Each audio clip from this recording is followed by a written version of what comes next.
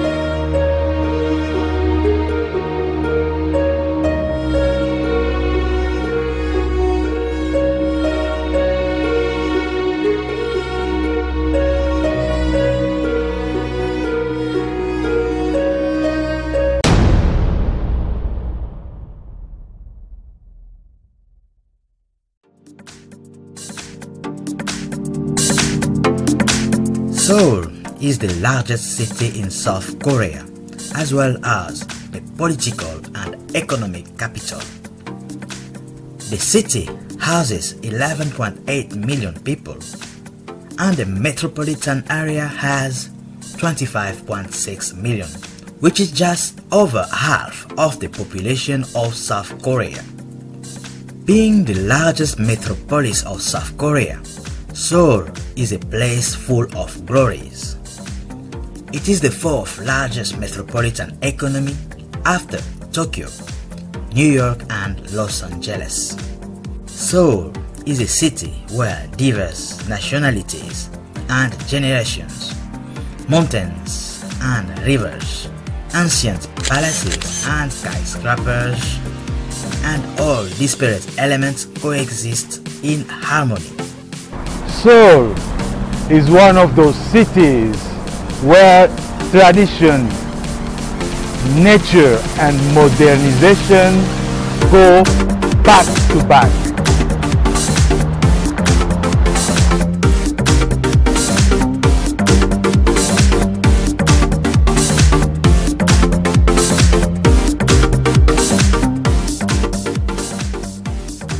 Due to its very large population and relatively small area, Seoul is known for its population density. As such, much of the city consists of dense, high-rise apartment buildings. The Han River divides Seoul into northern area and southern area.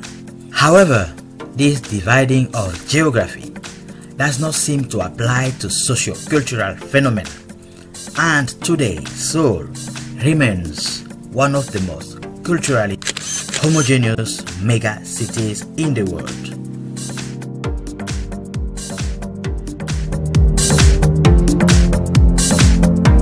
We have 4 days to explore this mega city. 4 days is definitely not enough. However, we will try to do our best and use our time wisely to sightsee as much as we can.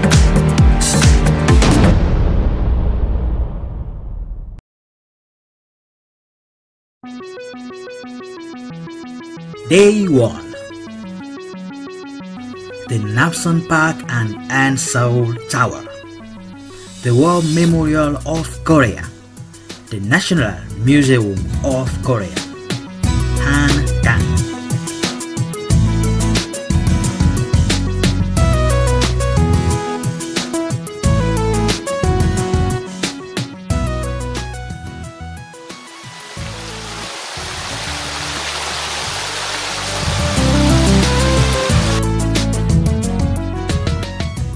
The Namsan Park is the largest park in Seoul.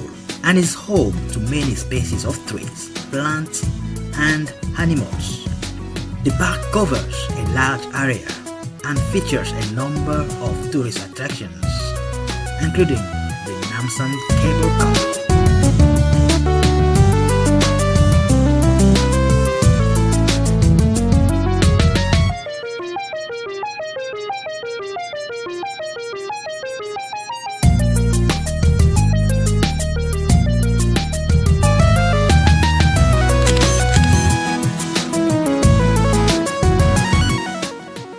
The Seoul Tower.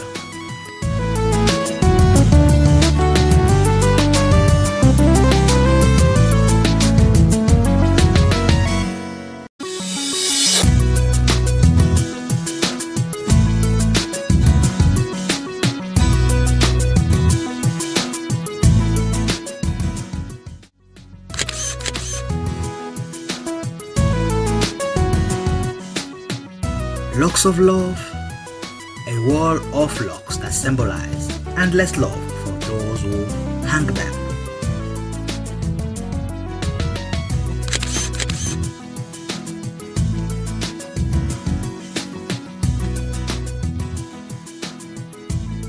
Some of the most spectacular views of downtown Seoul and the surrounding area can be had at the peak of Namsan. Around 20,000 people visit the Namsan Park to experience a little slice of nature in the middle of the urban city.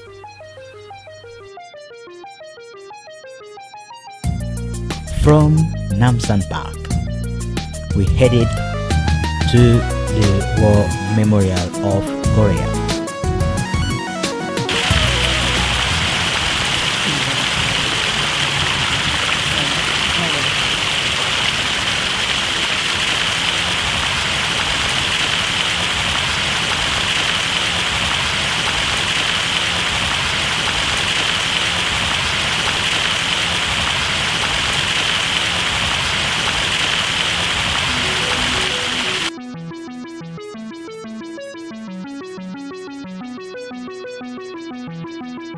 The War Memorial of Korea was established to commemorate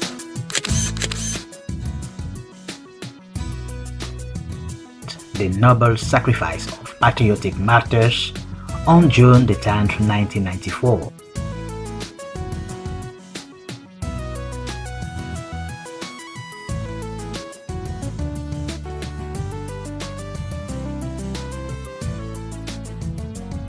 It is located in Yongsan-gu, Seoul.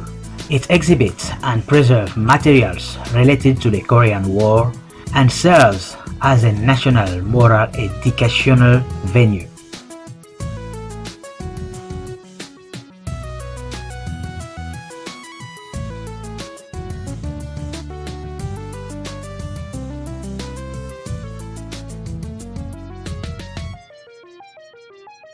It houses approximately 33,000 artifacts, with about 10,000 on display at an indoor and outside exhibition halls.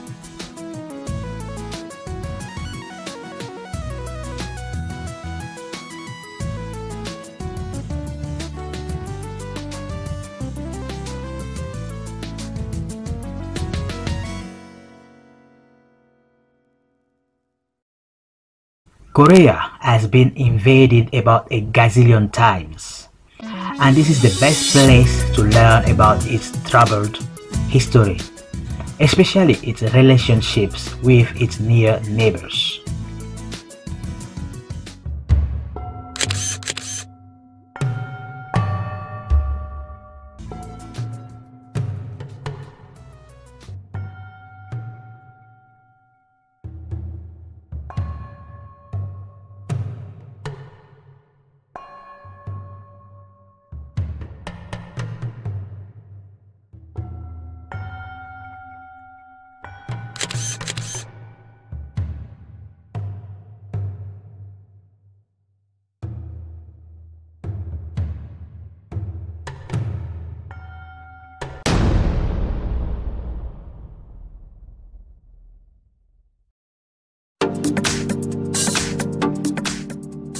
Given that the peninsula is still technically at war with North Korea, this place seems very relevant. The statue of brothers located in the southwest corner of the outdoor exhibition symbolizes the Korean War and the hope of reunification. The statue depicts a scene where a family's oldest son, a South Korean soldier, and his young brother, a North Korean soldier, meet on a battlefield. Their embrace expresses reconciliation, love, and forgiveness. The next stop is the National Museum of Korea, a 27-minute bus ride from the War Memorial of Korea.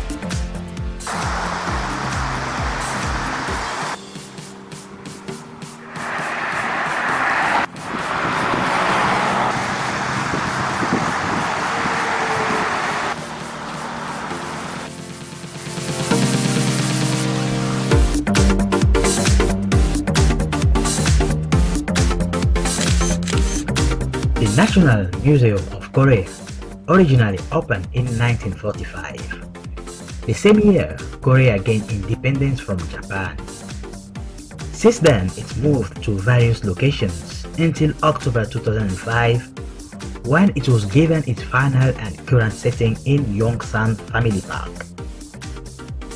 The National Museum of Korea is located about 1.5 kilometers away from Yongsan Station.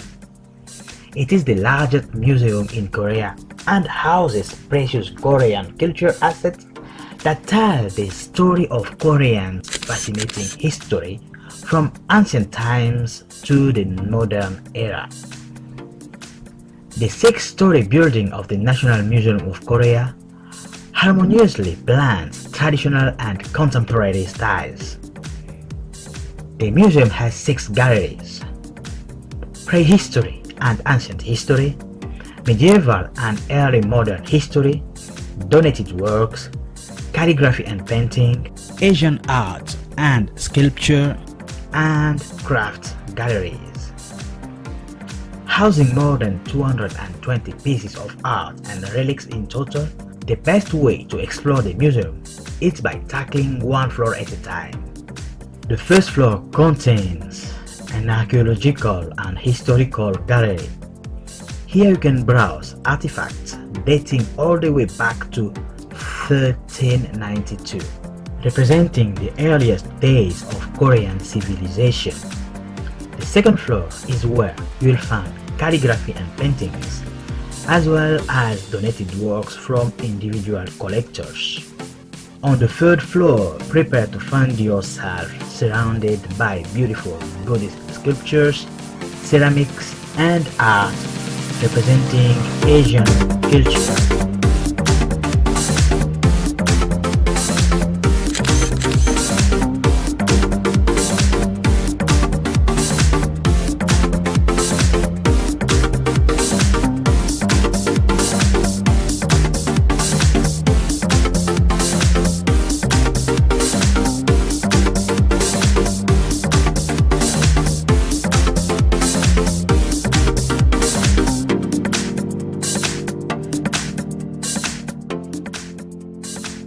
The Han-gahng, the Han River, is the most important physical landmark in the city, dividing the north and the south. Lined with parks and recreational facilities on both banks, it's the perfect place to rent bikes, go on cruise up to the river, enjoy bird watching, and many more activities.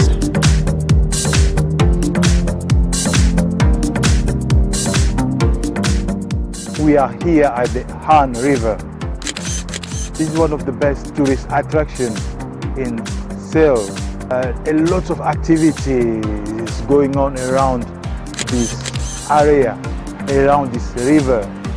You can have a good view of Seoul at night.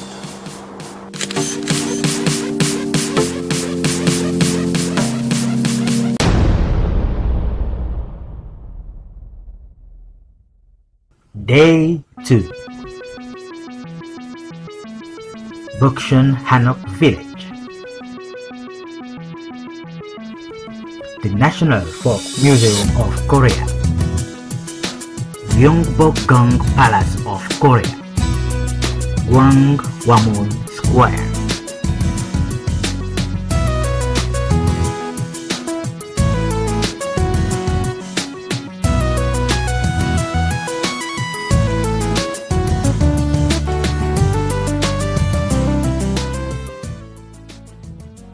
We are at the Han-gahng village. This is an interesting tourist attraction. It's a village with traditional Korean houses, and those houses are called Han-gahng. The village contains around 900 Han-gahng, and this reflects 600 years of Seoul's history. Even though it was not created for tourists, and it is a residential village inhabited by Seoulites, Bokchon has become a busy tourist area. Han-gahng village is one of the only places in the country where the traditional history of Korea can be found. Bokchon means northern village. It is located between two royal palaces, the Gyeongbokgung Palace and the Changdeok-gong Palace.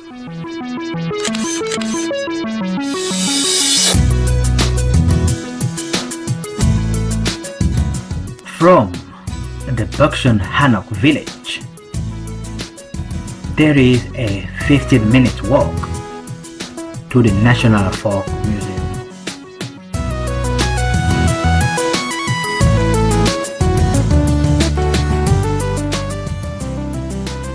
Located on the ground of Gyeongbokgung Palace, the National Folk Museum of Korea is constructed in the traditional Korean style, comprising several stories with a pagoda on top. The three examples of traditional Korean architecture on the roofs are some of the highest buildings on the palace grounds and can be easily seen from almost anywhere.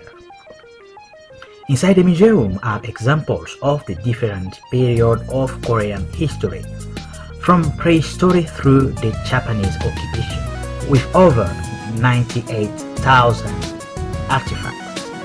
The museum classifies its collection into three main exhibition halls: History of Korean People, Korean Way of Life, and the Life Cycle of the Koreans. In addition to actual relics, replicas, and paintings show various aspects of traditional life, including many ceremonies and festivals.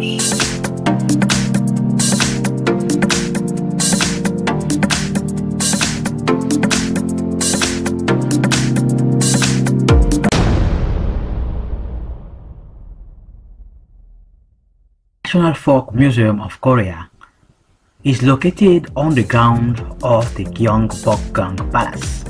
There is a 10-minute walk from the National Folk Museum of Korea to the main hall of the Gyeongbokgung Palace.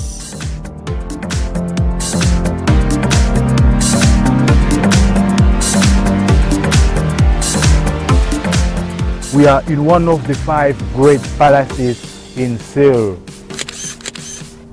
This is the Gyeongbokgung. It was built in 1483 under King Sejong. In the same year, it was rebuilt, expanded and renovated by the King Seongjong.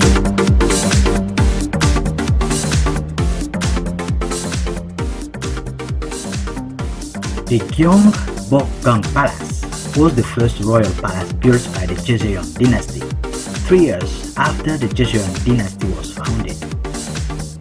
The largest of the 5 great palaces of Seoul, Gyeongbokgung served as the main palace of the Joseon dynasty. In the 16th century, the palace was one of the several important landmarks which were destroyed by the Japanese but it was rebuilt during the Joseon dynasty. The palace was once again destroyed by the Japanese in the early 1900s.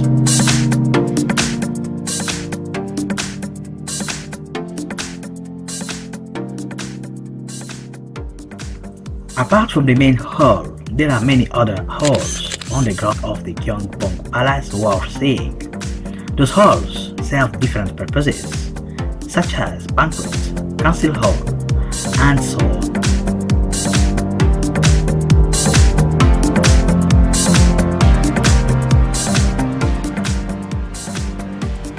The palace is surrounded by beautiful gardens.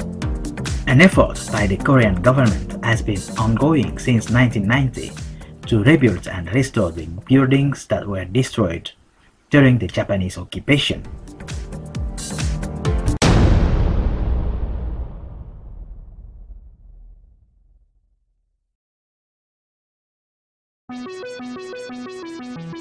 The Gwanghwamun Square, outside the Gyeongbok Palace, is a public area located in the heart of central Seoul that features museums, statues, restaurants, and beautiful surrounding views. There always seems to be a medley of festivals and activities.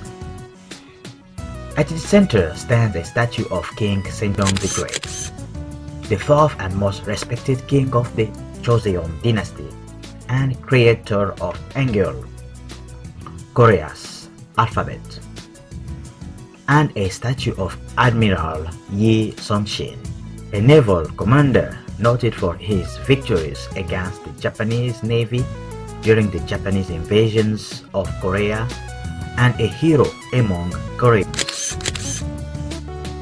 An entrance at the base of the King Sejong statue leads down to an underground exhibition containing a variety of materials and artifacts portraying the life and achievements of both men.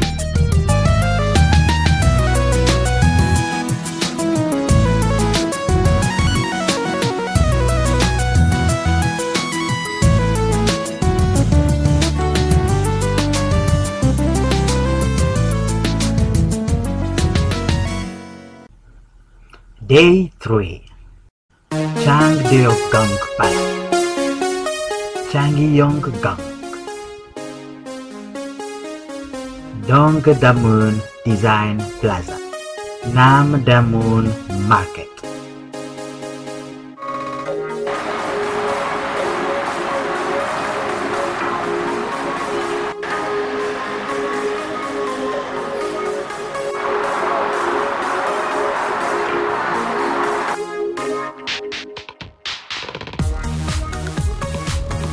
We are now in another one of those great 5 palaces in Seoul.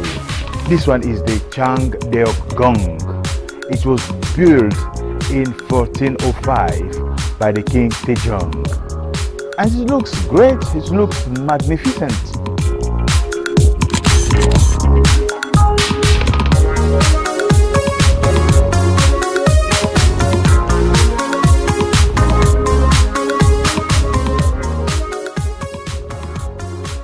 Han-gahng Palace is an exceptional example of official and residential buildings that were integrated into and harmonized with their natural setting.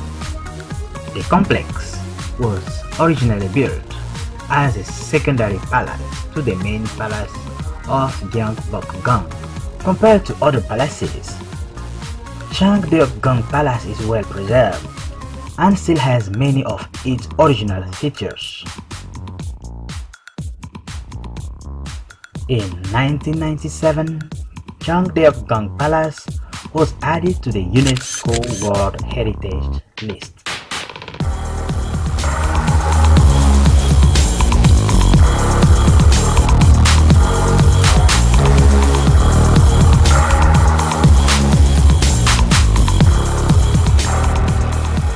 Han-gahng Palace is connected with Han-gahng Palace, just about 10 minutes walk. The palace was built in 1483 by King Seong-cheong, the 9th king of the Joseon dynasty, to take care of the wives and concubines of the preceding kings. Compared to other palaces, the size of the palace is compact and simple. Considering the time allocated to visit Seoul, Han-gahng was the third and the last of the 5 great palaces of Seoul we have visited. The remaining 2 are Gyeonggui-gong and the Deoksu-gong.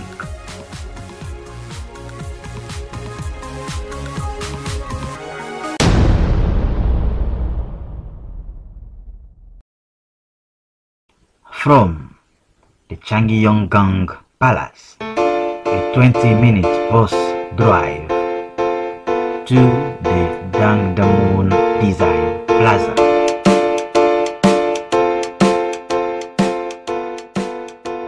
Dangdaemun Design Plaza, DDP, is one of the most iconic landmarks of the Korean design industry.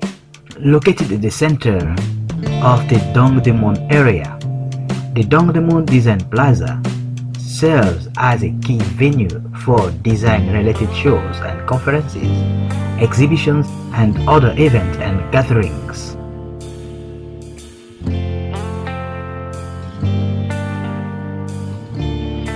So we are actually in the Dangdaemun Design Plaza. In this well-designed piece of architecture, there's a lot of activities going on inside, from product launches, exhibitions, conferences, educational programs, and you name it. You can find it in this well-designed place of architecture, Dangdaemun Design Plaza.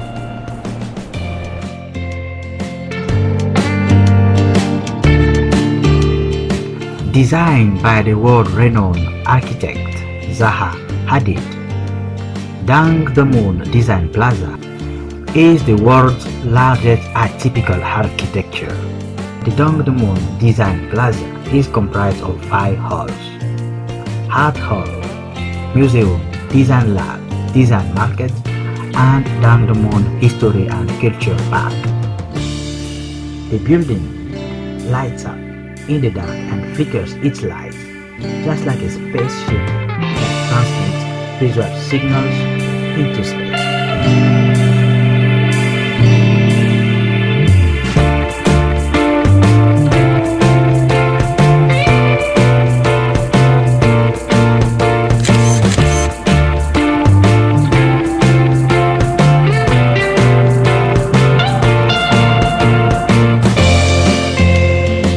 From Dangdaemun Design Plaza, there is a 10-minute metro ride to the Namdaemun Market.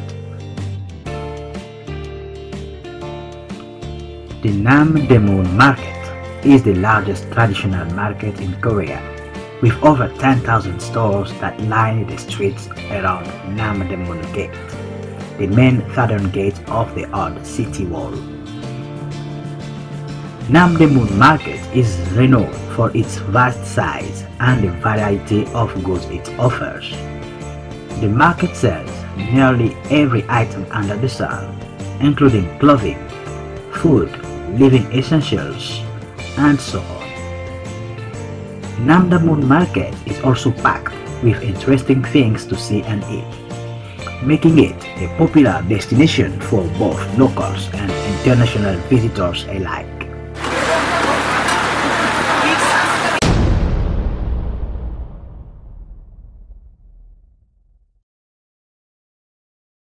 Day 4. Seoul Olympic Stadium, Seoul Olympic Park, Itaewon.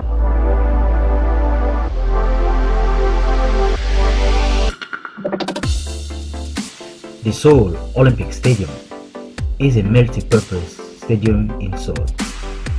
It's the main stadium built from the 1988 Summer Olympics and the timed Asian Games in 1986. It's the centerpiece of the Seoul Sports Complex in the Sangpa district.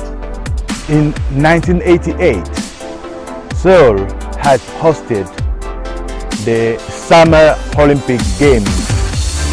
Since then, this place has become one of the favorite Seoul tourist attractions.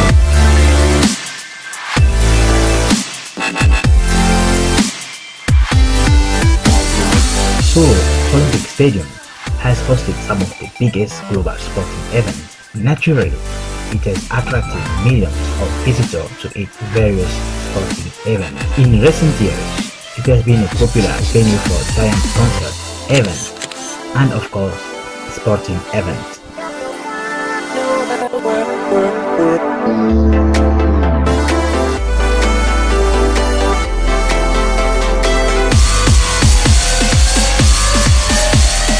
From the Seoul Olympic Stadium, there is a 30-minute metro and bus ride to the Seoul Olympic Park.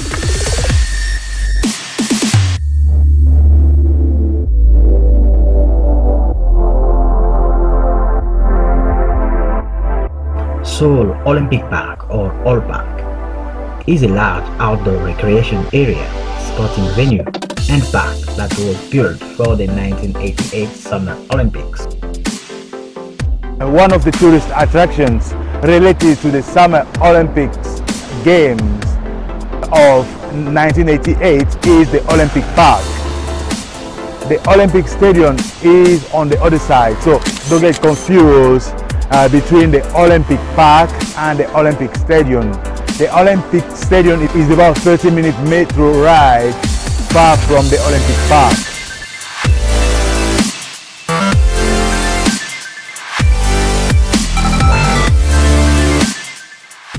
The park is large and covers an area of over 1.4 million square meters. Standing tall at the west entrance is World Peace Gate. It holds an eternal flame and symbolizes peace and harmony for all mankind.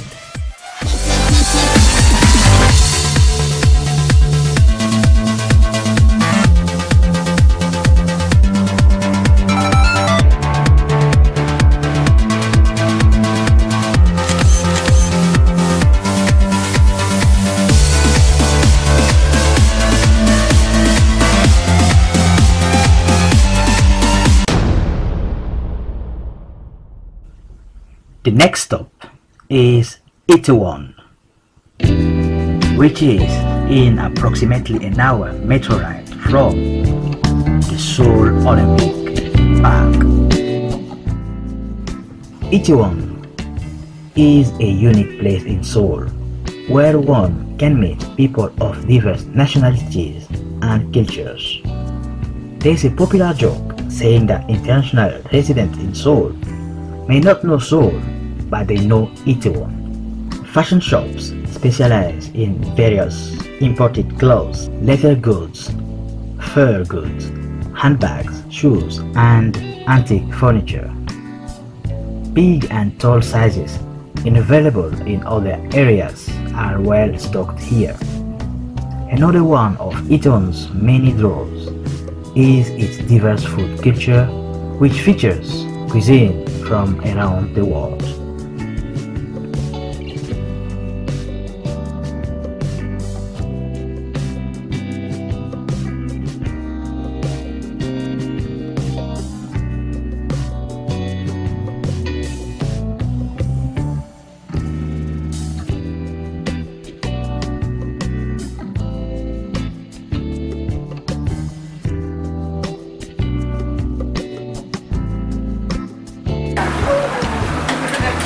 The Korean cuisine has evolved through a complex interaction of the natural environment and different cultural trends. Korean cuisine is largely based on rice, vegetables, and meat. Traditional Korean meals are noted for the number of side dishes, banchan, that accompany steamed cooked short grain rice. Some of the most popular dishes of South Korea are kimchi, fermented cabbage. Kimchi is the national dish of Korea, one of the oldest and probably the most essential dishes in Korean cuisine. Kimchi is a spicy and sour dish made up of fermented vegetables, prepared with various kinds of ingredients, but the most common main ingredient is cabbage. Bibimbap, mixed rice, is essentially a bowl of mixed ingredients, including but not limited to rice, namul, seasoned and sauteed vegetables, mushrooms, beef, soy sauce, gochujang, chili pepper paste, and a fried egg.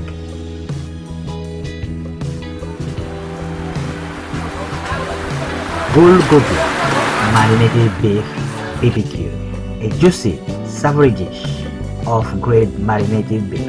Bulgogi is one of the most popular Korean meat dishes throughout the world and was ranked as the 23rd most delicious food in the world according to CNN Travel's Readers poll in 2011. Japchae, stir-fried noodles, often served as a side dish during lunch, dinner.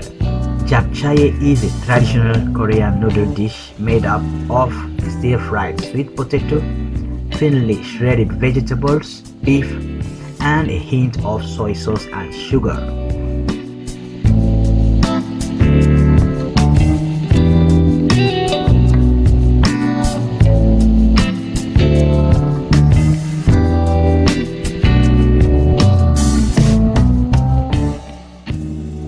Nearly all international flights to Seoul land at the Incheon International Airport.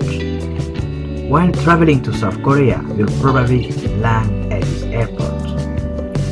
The airport is consistently ranked in the top 10 airports worldwide and was granted the title Best Airport in the World by Global Traveler for 4 consecutive years.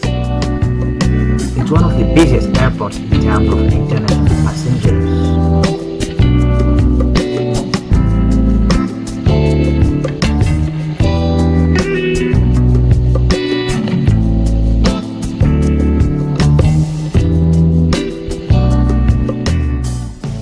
Buses run directly to Seoul and are probably the best option for most travelers. Many limousine buses travel directly to major hotels in Seoul.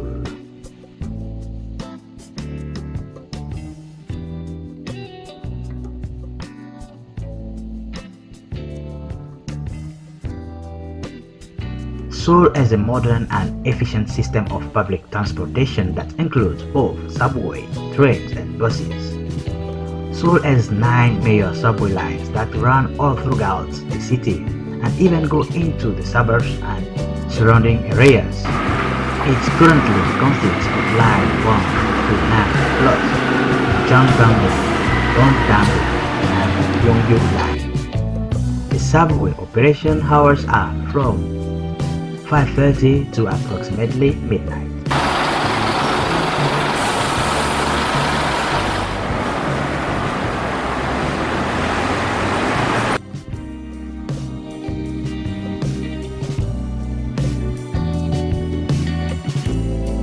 Taxis in Seoul are inexpensive and a useful means of transportation.